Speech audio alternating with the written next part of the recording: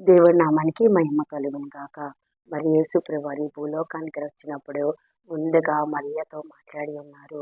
ఆయన జన్మించే ముందే మరి గబ్రియేలు దూతని యేసు ప్రభువారు పుట్టాటం గురించి మరి మరియ దగ్గరికి వచ్చి మరి లూకా సువార్త 2వ అధ్యాయము 26 నుంచి మరి 32వ వచనం వరకు ఆయన మాట్లాడి ఉన్నారు. మరి దయాపాత్రాల నీకు శుభము, ప్రభు నీకు తోడై ఉన్నాడని చెప్పిన ఆమె మాటలకు బహుగా తొందరపడి ఈ శుభవచనం ఏమిటో అని ఆలోచించుచుండగా, భయపడకము, దేవుని వలన కృప పొందితివి, నువ్వు గర్భం ధరించి కుమారుని కని యేసు అని పేరు పెట్టెదవు. ఆయన గొప్పవాడి సర్వోన్నతునైన కుమారుడు అనబడనని మరియతో మరి ఆనాడు మరి మాట్లాడి ఉన్నారు.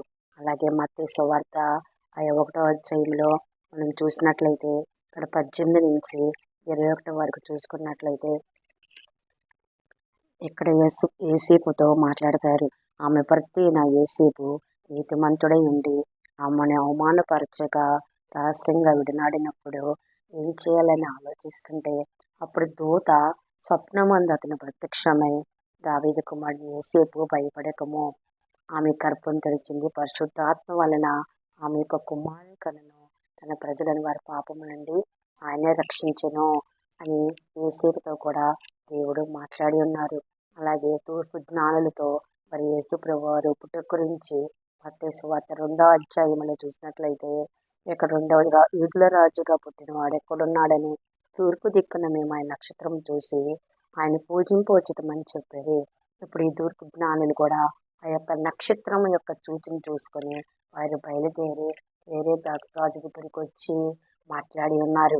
అయితే ఇక్కడ మనం ఆలోచించినట్లయితే గొప్ప గొప్ప జ్ఞానులతోనే మాట్లాడారు, వేరే రాజుతోనే మాట్లాడారు, మరి కన్యకైన మరియతో మాట్లాడారు, యేసుతో మాట్లాడారు. అంతేకాదు మరి చలేని పామరులైన మరి లూకా సువార్త 2వ అధ్యాయం 10వ వచనంలో మనం చూసినట్లయితే, అయితే ఆ దూత భయపడికి, ఇదిగో ప్రజలందరికీ కలగపోవు మహా సంతోషకరమైన సువార్తమానము నేను మీకు తెలియచేస్తున్నాను.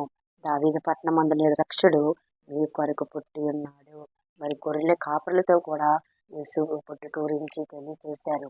అయితే ఆయన పుట్టి ఉన్నారు, ఇదిగో మీకు ఆనవాళ్ళని తెలియజేసి ఈ భూలోకానికి యేసు ప్రభువు మన కొరకు ఒక మానవ శరీరం ధరించుకొని ఆ వాక్యమే శరీరధారి వచ్చి ఉన్నారు.